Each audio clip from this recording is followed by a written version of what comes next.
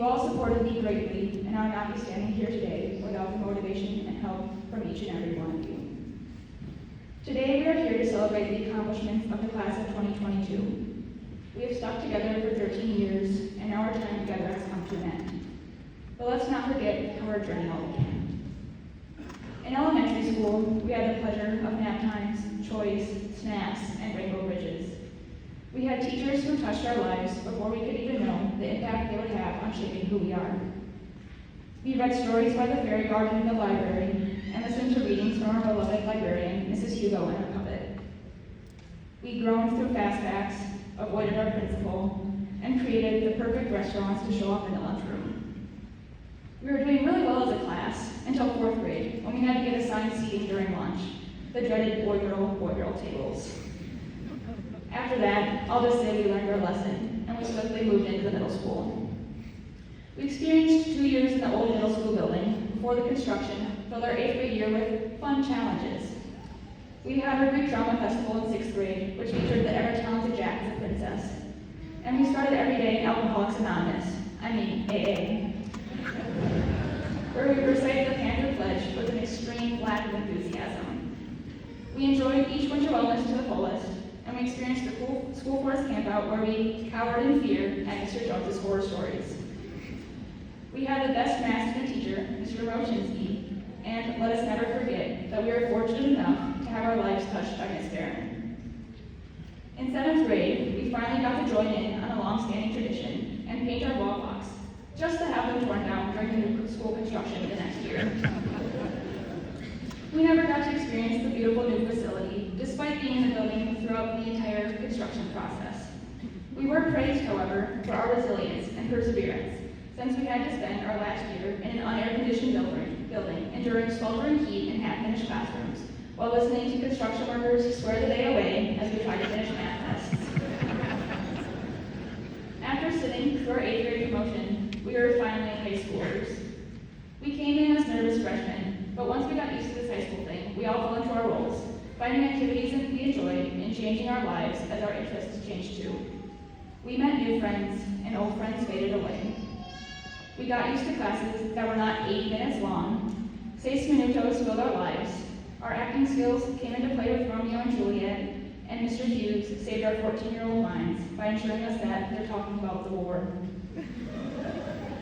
Next, we moved into sophomore year, and the start of the year went quickly. We were so close to being juniors, and then COVID. We finally began that nice, fantastic 2-week spring break that we wanted for as long as we could remember.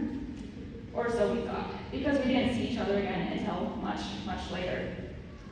Somehow, we had survived the unthinkable worst, a 5-month summer. All jokes aside, we managed to pull through a global pandemic, and here we are today, proof that we are strong, because we got through something that made the already stressful parts of our high school years even worse. After our long summer, our junior year started the way anyone could have hoped, with Zoom classes. We all struggled together, trying to pay attention during Zooms, when we easily could have been sleeping, playing with our pets, or eating food.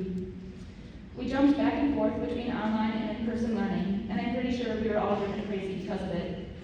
But once January came, it seemed like we would be in school for the rest of the year, with only a few online scares. Thankfully, we were able to have a junior prom that featured the off-brand Cha-Cha slide, and the school year ended with us in person. Finally, we made it to our senior year. Our first full year of high school since freshman year, and we did it. We relearned how to manage our busy schedules, as most events and activities took place again. We made it through sports playoff seasons, our last homecoming with our grades champion status, state trips for boys and girls cross country, girls hockey, and boys basketball, a Disney trip with only one stop at the emergency room, our last prom, a senior exit project that never seemed to end, and finally, graduation. We experienced firsts together, we experienced lasts together, but after today, we won't experience things together anymore. After today, there won't be a West Salem school district to fall back on. We are now the sole deciders of our lives and what we do with them. Yes, our families and friends will have important input, but ultimately, it's just up to us. When we make mistakes, we will be the ones who have to get us back on track. When we want to get something done, we will be the ones who have to initiate a plan and motivate ourselves to follow it. As we move into the next stages of our lives, I hope that each and every one of you will make decisions that benefit you, because the right decision for you may not necessarily be the right decision for the person sitting next to you. I want you to move through life finding joy in the things that make you happy. But the farther away you get from West Salem School District, I still want you to remember the place where it all began. From nap times to unair-conditioned schools to graduation day, West Salem was here to see us through our best and our worst, and we owe it to ourselves to be grateful for the 13 years we spent here together.